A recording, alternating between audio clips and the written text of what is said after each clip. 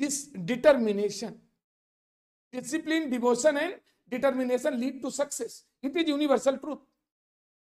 और यदि आप ये डिटरमाइनिंग पॉजिटिव थिंकिंग लाते हैं तो वैसे आपकी हैबिट हो जाएगी, वैसे आपके जानते हो डेली शेड्यूल बन जाएगा वैसे, और वो आपकी वर्किंग में कन्वर्ट हो जाएगा।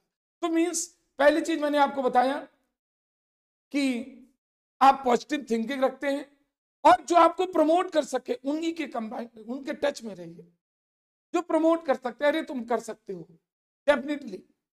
हनुमान जी की जगह जैसे उनका शक्ति का एहसास कराया गया, करिए, आपको तो इतनी एनर्जी है कि आप जानते हो क्या, इस समुद्र को, जामवंत ने कहा हनुमान जी से, अरे भाई समुद्र को आप जंप कर सकते हो। वो कहते हैं अरे कैसे, अरे क्या मेरी एनर्जी तो है, प्रयास तो करिए। और उन्होंने प्रयास किया और वास्तव में जामवंत ने उनकी एनर्जी का एहसास कराया और वो समुद्र को जंप करके दूसरी तरफ चले गए। मीन्स आपके अंदर बहुत एनर्जी है, आपके अंदर बहुत टैलेंट है, बस उसको जुझारू तरीके से जुट जाना है, नेगेटिव लोगों से बचना है।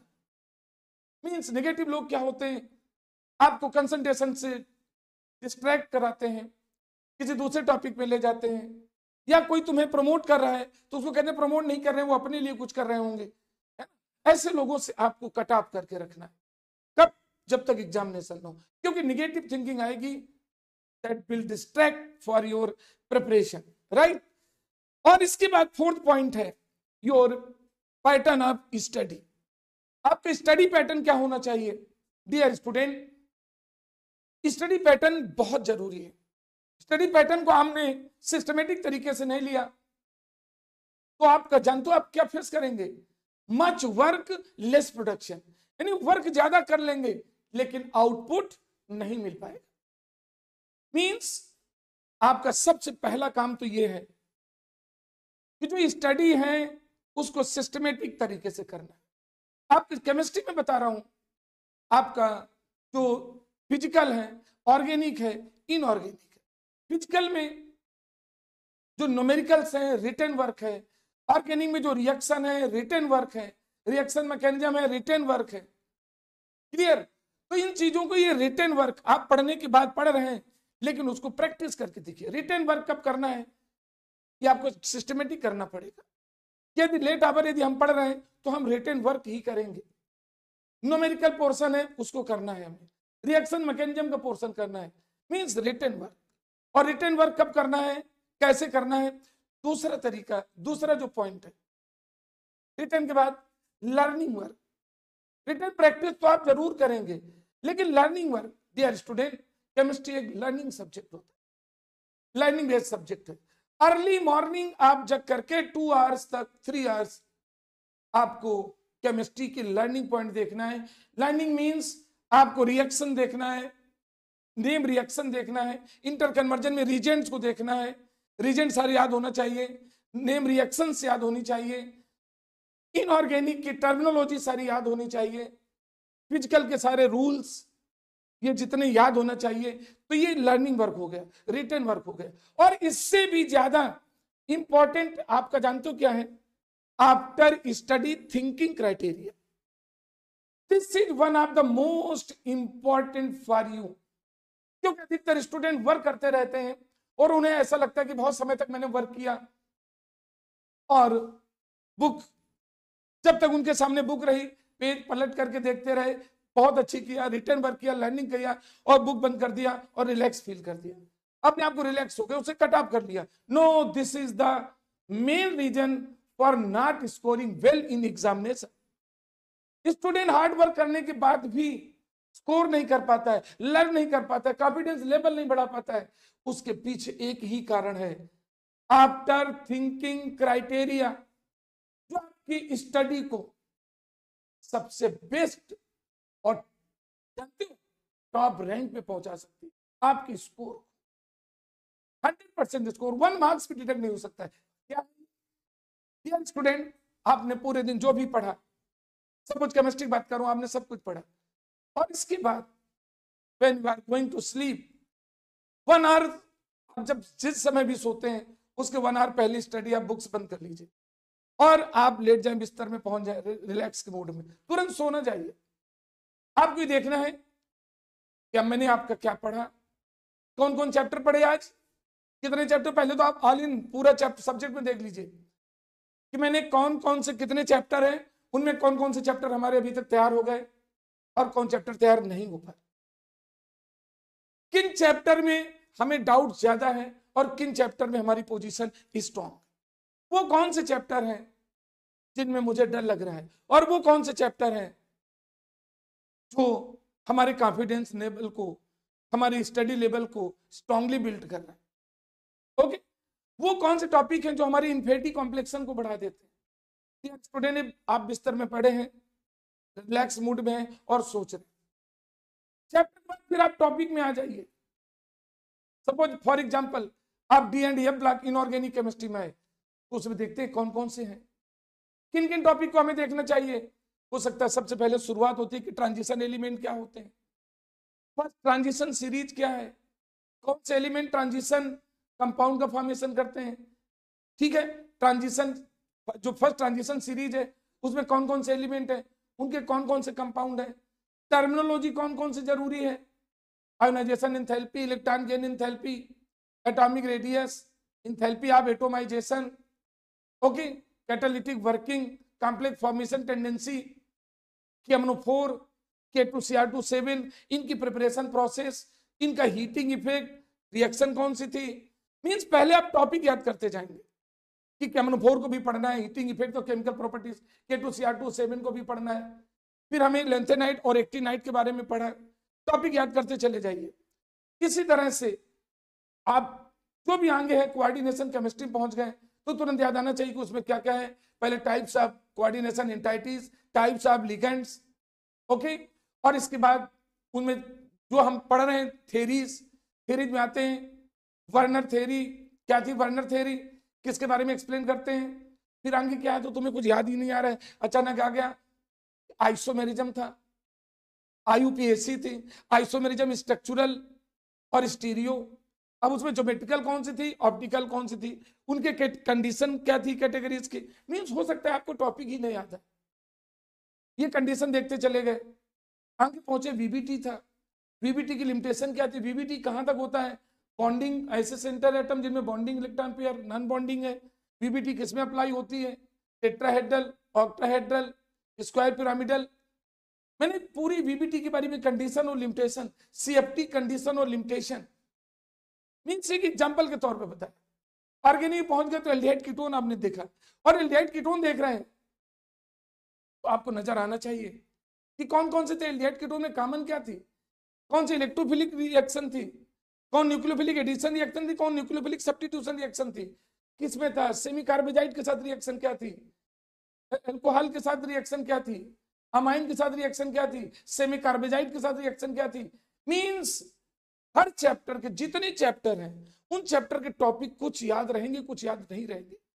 और जब नहीं रहेंगे इसी तरह दूसरे सब्जेक्ट को सोचेंगे, इंग्लिश आपका फिजिक्स है या केमिस्ट्री है, आप मैथमेटिक्स है, इनमें सीक्वेंसिंग, और जब टाइम दे करके सारे चैप्टर सोचते चले गए, फिर टॉपिक सोचते वो नहीं याद आएगा, आपको बेचैनी होगी, करिए ये तो हमें क्या था, ब्लैंक स्टडी चल रही थी, फॉल्स स्टडी हो रही थी, पढ़ा तो सब कुछ लेकिन याद तो कुछ नहीं आ रहा है।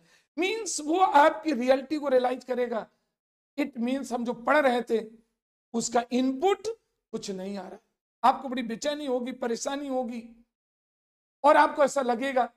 फिर आपको क्यों नहीं आ रहा है तुरंत सोचेंगे, तो तुरंत 1 मिनट में क्राइटेरिया आएगा, लर्न करिए कि आज पिछले पूरे दिन हमने क्या क्या ऐसा गड़बड़ किया जिसके कारण टॉपिक तक नहीं याद आ रहे हैं, क्या पढ़ा उन चैप्टर में पढ़ा, बाकी को हम इग्नोर कर दिया, और यही शेड्यूल यदि हम करते चले जाएंगे तो एक वीक से ये हो रहा है 10 डेज में इतना हुआ, लास्ट 20 डेज में इतना हुआ, और सेम वही शेड्यूल यदि अपना लिए गए तो नेक्स्ट 10 डेज में इसके बाद पेपर है, सब कुछ गड़बड़ हो जाएगा। ये तुरंत आपको क्विक रिस्पांस हो रहा होगा, और इसके बाद और ये भी एहसास हो जाएगा कि ऐसा क्यों हो रहा है। ये आपको क्या करेगा, थोड़ी देर बेचैन कर सकता है, परेशान कर सकता है, और जब आप सोचते ही रहेंगे तो एक आपके अंदर कॉन्फिडेंस डेवलप होगा। आप जिस किसी भी ईश्वर को मानते हैं, जिस किसी भी रूप में मानते हैं, आप ये कहेंगे आप तो मेरे साथ है ना, कोई हो ना साथ, आप मेरे साथ हैं। और यदि आप साथ हो और जब याद आएगा अपने आराध्य का, तो तुम्हें अपने आप के प्रति ऑनेस्ट फीलिंग आनी चाहिए कि हमारी क्या गड़बड़ कर रहे हैं, तो उसको सुधार लें तो कल से सही हो जाए। इसके बाद आप ये भी सोचें कि हमारे पेरेंट्स हैं, ये क्या हमसे उम्मीद कर रहे हैं और हम उसमें लिमिटेशन क्या ला रहे हैं। घबराहट में आएगा कि पेरेंट मेरे साथ है, ईश्वर मेरे साथ है, वर्किंग मेरे साथ है, ब्रेन मेरे साथ है, हम सब इंप्रूव कर सकते हैं। और नेक्स्ट डे जब जगेंगे ना तो आपको जगाना नहीं पड़ेगा, कोई जगाने के लिए नहीं होगा, अलार्म की जरूरत नहीं पड़ेगी। अलार्म रात भर अपने माइंड में बज रही होगी कि ये छूटा है, कल ऐसा शेड्यूल बनाएंगे, कॉन्फिडेंस एक डेवलप करेंगे कि अभी टाइम है, कल हम ऐसा कर लेंगे। It means this is the thinking criteria after the study which is most important to give you, to give you top success which is beyond the imagination.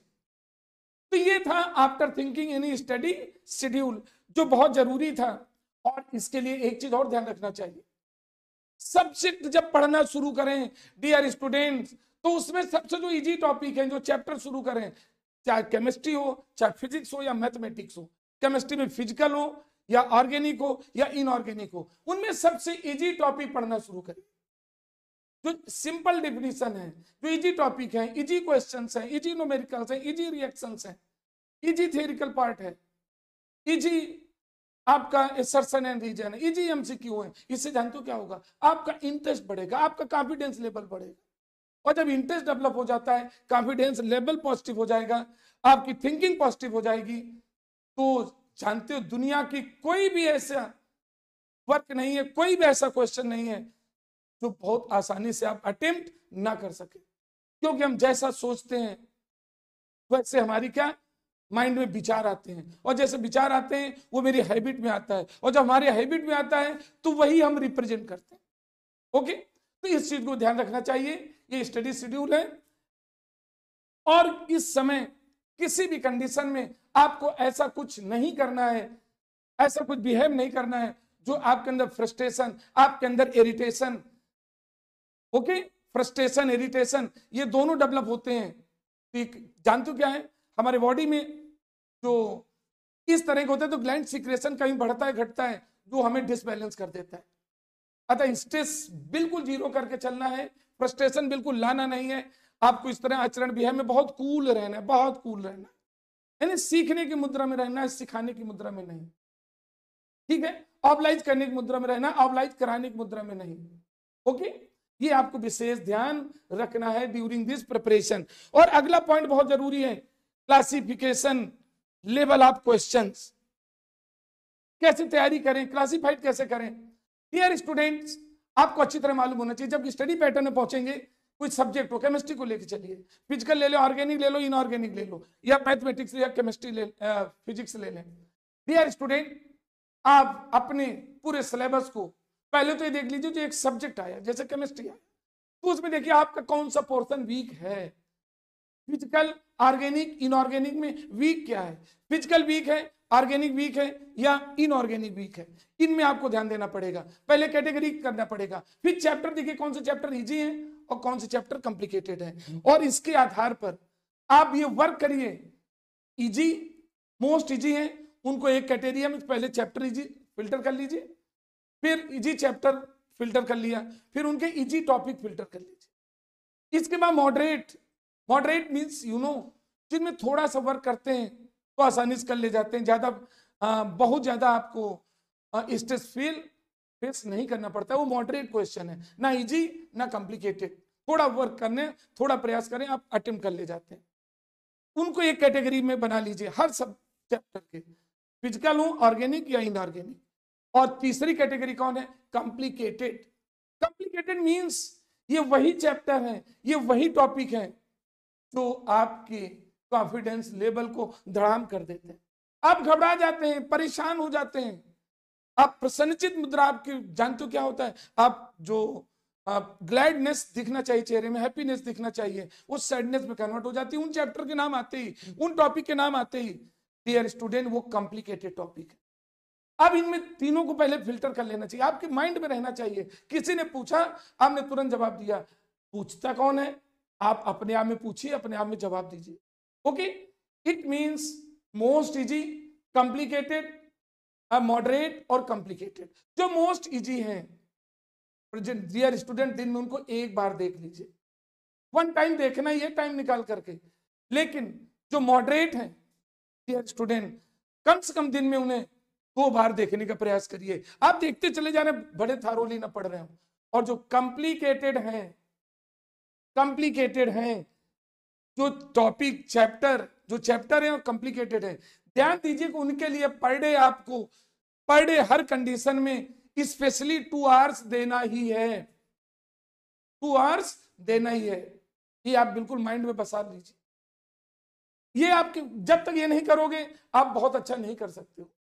Easy से करिए, उनको सब कंप्लीट कर लिया। मॉडरेट में ज्यादा वर्क करना है, और कॉम्प्लिकेटेड में क्योंकि उनको क्यों सॉल्व करना है, डियर स्टूडेंट वही हैं जो वो तो आ नहीं रहे हैं, और दूसरे टॉपिक हम पढ़ना चाहते हैं, दूसरे सब्जेक्ट पढ़ना चाहते हैं, वो हमें क्या कर देते हैं, गड़बड़ कर देते हैं। उनमें ज्यादा वर्क करना है। जब आप फ्रस्ट्रेट होते हैं, परेशान होते हैं, तो डियर स्टूडेंट आप जिस सब्जेक्ट जिससे पढ़ रहे हैं, जिसपे कॉन्फिडेंस है, आप तुरंत फोन उनसे मिलाएं, कम्युनिकेट करें और बात करें। कॉम्प्लिकेशन हो रहा है, इजी कैसे करें। नो डाउट, मैं पूर्ण विश्वास के साथ कह रहा हूं, उनसे आप 10 मिनट बात कर लेंगे, जिस सब्जेक्ट टीचर से, जिससे भी पढ़ते हैं कि सर इसको कैसे सॉर्ट आउट करना है। जब आप सॉल्यूशन नहीं निकाल पा रहे हैं, उनसे बात कर लीजिए, बस 10 मिनट बात थी, वही आपको कैटालिटिक वर्क का काम करेगी। तो ये आपको सब्जेक्ट, फिर how to check poor and strong subject. एक बात आ गई, आप कहेंगे हम चेक कैसे करें, पुअर एंड स्ट्रॉन्ग सब्जेक्ट क्या है, पुअर एंड स्ट्रॉन्ग टॉपिक क्या है। जनरली आपको देखा जाता है कि अभी तक आपको जो प्री बोर्ड रहे, हाफ अर्ली एग्जामिनेशन रहे, यूनिट टेस्ट रहे, मॉक टेस्ट रहे, उनमें स्कोर ज्यादा जिसमें तो आप उसको इजी मान लेते हैं, और जिसमें स्कोर कम है कॉम्प्लिकेटेड मान लेते हैं। ये किसी सब्जेक्ट की इजीनेस या कॉम्प्लिकेटेड का पहचान नहीं होती है। तो कैसे पहचानोगे डियर स्टूडेंट्स। अभी आप लोग, आप में से बहुत सारे जो 12th बोर्ड का देने जा रहे हैं, जेई मेंस का देकर आए हैं, जेई मेंस का रिजल्ट आ चुका है, और उसके स्कोर आपने देखा है कि किसको इजी करके हमने बहुत सारे क्वेश्चन किया था, और मालूम पता चला उसी में स्कोर सबसे कम हो गए, तो फिर आपको उस सब्जेक्ट इजी नहीं था। डियर स्टूडेंट, इजी सब्जेक्ट वो होता है जो कम क्वेश्चन करने के बाद भी, स्कोर कम करने के बाद भी आईआईटी जैसे एग्जाम में रैंक हाई ले जाता है। और जिस सब्जेक्ट को यदि हम स्टडी करना शुरू करते हैं तो हमारे मन में प्रसन्नता आती है, ऐसा लगता है कि हम इसमें अच्छा कर ले जाएंगे, मन प्रसन्न हो जाता है। और जब मन प्रसन्न होता है तो this happiness also provide mental energy to you to attempt other complicated subject also. It means those subject which by practice to such subject, by working in such subject, if you feel happiness, if you have to maintain your confidence level, वो subject आपको easy लगता है, वो easy होगा, वो chapter easy होगा। Clear. और जो चैप्टर में सुनने से, जो सब्जेक्ट सुनने से डर लग रहा है डियर स्टूडेंट, वही कॉम्प्लिकेटेड सब्जेक्ट है। मार्क्स किसी तरह भी आए, जो कॉम्प्लिकेटेड लग रहा है, जिससे आपको डर लग रहा है, वो खुद तो तैयार कर नहीं पा रहे हो, और जो दूसरे सब्जेक्ट को तैयार करना चाहते हैं उनके भी कॉन्फिडेंस लेवल को घटा रहा है। डियर स्टूडेंट, ऐसे सब्जेक्ट को समय निकाल करके बुद्धिमानी पूर्ण, by applying full energy, by applying full strategy, suitable working, समय रहते उसमें ज्यादा वर्क कर लीजिए। जैसे अक्सर देखा गया है कि यदि कोई कंप्लीट पीसीएम में कोई सब्जेक्ट पहले आ रहा है तो हमें हर तरह इफर्ट करके उसमें बहुत अच्छा परफॉर्म करना है। क्यों? क्योंकि उसकी परफॉर्मेंस यदि डाउन हुई तो डियर स्टूडेंट, आपके ब्रेन में एक निगेटिव थिंकिंग डेवलप कर ले जाएगी। लाख प्रयास आप करें, लाख प्रयास आपके पेरेंट्स करें, लाख प्रयास आपके सराउंडिंग टीचर्स करें, लेकिन उसे दूर नहीं किया जा सकता। इट मीन प्रयास करिए, उसमें आपका जो परफॉर्मेंस है, आपका जो अटेम्प्टिंग जो स्ट्रेटजी है, वो बहुत सुपर होनी चाहिए। राइट। तो डियर स्टूडेंट, इस तरह से हम गेस कर लेते हैं कौन सब्जेक्ट इजी है और कौन कॉम्प्लिकेटेड। इजीनेस आपको एनर्जी देगा और कॉम्प्लिकेटेड एनर्जी डाउन करेगा। अतः उसको पहले सॉल्व कर लें, उसका प्रयास कर लें, प्लान कर लें, पेशेंस के साथ उसको सॉर्ट आउट कर लें। राइट। और इसके बाद जो बहुत जरूरी है, आप ये देखना है आपकी कॉन्फिडेंस, फुल कॉन्फिडेंस लेवल कैसे डेवलप करें। आप फाइनली बात आती है, ये 8th पॉइंट है, लास्ट पॉइंट है, कि हम चाहते तो हमारा कॉन्फिडेंस लेवल बहुत अच्छा हो, हम बहुत अच्छा कर लें, लेकिन ऐसा कर नहीं पा रहे हैं। प्रयास बहुत करते हैं। डियर स्टूडेंट्स, एक चीज आप समझ लीजिए, जो पेपर बनाया है किसी इंसान ने ही बनाया है। पेपर सेटर ने जो पेपर बनाया है उसने इस तरह बनाया है कि इसको कोई सॉल्व करेगा, इसका सॉल्यूशन है, इसका सॉल्यूशन इजीली निकलेगा, कर ले जाएगा। यानी कोई क्वेश्चन बनाया ही जाता है उसको आंसर फाइंड करने के लिए। जब तक क्वेश्चन का आंसर नहीं होता है तो बिना सॉल्यूशन के क्वेश्चन नहीं बन सकता है। इट मींस आप समझिए जो क्वेश्चन पेपर आ रहा है वो कॉम्प्लिकेटेड नहीं होगा। आपके जो पेपर सेटर हैं, आपके पेरेंट्स हैं, आपके टीचर्स हैं, आपके जो सराउंडिंग के लोग हैं, वो सब सोचते हैं और यही कहते हैं कि आप इनको कर ले जाओगे। और डियर स्टूडेंट, ये सच है कि वो क्वेश्चन आप कर ले जाएंगे। सभी लोग कह रहे हैं कर लेंगे, पेपर सेटर कह रहे हैं आप कर लेंगे, टीचर कह रहे हैं कर लेंगे, आपके फ्रेंड्स कह रहे हैं कर लेंगे, तो आप कर क्यों नहीं सकते हैं? बस आपको जूझना पड़ेगा उससे, वो अभी जूझ लीजिए। एक तरीका यह है। दूसरा तरीका यह है कि आप एग्जामिनेशन में पहुंचेंगे तो ध्यान रखिएगा, कोई क्वेश्चंस आता है उस क्वेश्चन को सबसे पहले तुरंत पता लगाएं कि किस चैप्टर से है, और चैप्टर का पता लगने से किस टॉपिक का है, किस चैप्टर से है, किस टॉपिक का है। और जब टॉपिक याद आ जाएगा तो उससे रिलेटेड कॉन्सेप्ट आपके तुरंत नजर आ जाएंगे, उससे फार्मूला तुरंत याद आ जाएंगे, मैथमेटिकल डेरिवेटिव याद आ जाएंगे। उस क्वेश्चन में वो अप्लाई कर दीजिए, सॉल्यूशन अपने आप निकल के आएगा। बट ऐसा हो सकता है कुछ क्वेश्चंस ओवर कॉम्प्लेक्स करेंगे। डियर स्टूडेंट, उसमें ज्यादा फ्रस्ट्रेट करने की जरूरत नहीं है। क्यों? डियर स्टूडेंट, केमिस्ट्री में जैसे आपके है, एक ऐसा सब्जेक्ट है जो या तो आपको सुपर बना सकता है या बिल्कुल नीचे गिरा सकता है। क्यों?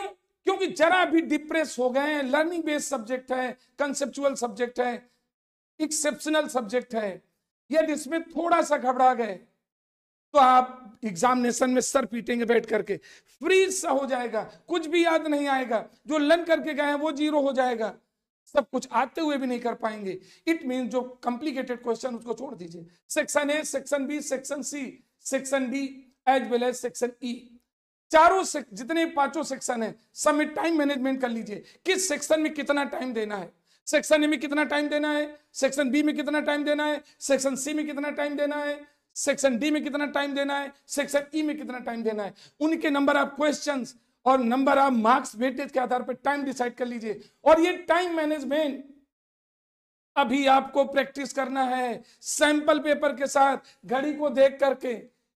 उस एग्जामिनेशन में करने का प्रयास करोगे कि उसी दिन करेंगे, सब बेकार हो जाएगा। इट मींस जो एग्जाम में फेस करते हैं उस तरह के घर में सेल्फ एग्जाम कम से कम 10 पर कंप्लीट कर लेना है in each and every subject. Chemistry में उस तरह के 10 सैंपल पेपर 10 मॉक टेस्ट की तरह से प्रैक्टिस पेपर सॉल्व कर लीजिए। और देखिए 2.5 आवर, पूरे पेपर को 2.5 आवर में डिवाइड कर लीजिए। हाफ आवर बचा के रखिए, 30 आवर्स बचा के रखिए, 30 मिनट बचाइए। सपोज करिए आप कोई क्वेश्चन नहीं आ रहा है, उस क्वेश्चन में आपका अलॉटेड टाइम 5 मिनट था, बहुत ज्यादा, उसको 3 मिनट और दे दीजिए, 8 मिनट दे दीजिए। फिर भी नहीं आए तो उसको वहीं पे छोड़ दीजिए, क्वेश्चन नंबर डाल के छोड़ दीजिए, पेपर में हल्का सा टिक कर लीजिए कि ये क्वेश्चन अभी नहीं हुआ, इनकम्प्लीट है, हमें इसको दोबारा देखना है, और आगे बढ़ जाइए।